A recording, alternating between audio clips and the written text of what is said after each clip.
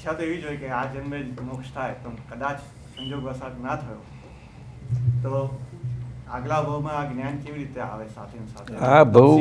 આ ભાવ એવો છે પ્રણવભાઈ કે એને કાળની મર્યાદા લાગી ગઈ છે.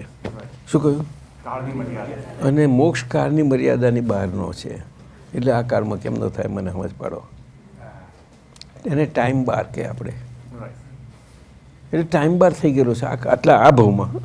અને અહીંયા ભરત ક્ષેત્રથી જ્યાં જન્મ્યા છીએ આપણે, ભલે ને અમેરિકા રહ્યું, તમારું મૂળ ભારતનું છે ને, સાચું કહો ને?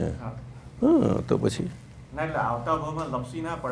ના, એ વસ્તુ જુદી રહી. એ શું કહે છે કે મેં આજ્ઞા આપી છે તમને, આ ભાવ હાચવી નીકળી જાય આવો, એટલા માટે આ ભાવ હાચવી નીકળી જવા માટે આપી છે.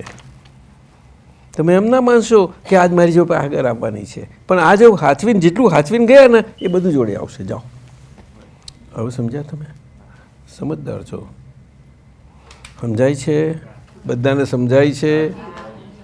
આજ્ઞા એ જ ધર્મ છે. શું કહ્યું? અને આજ્ઞા એ જ તપ છે.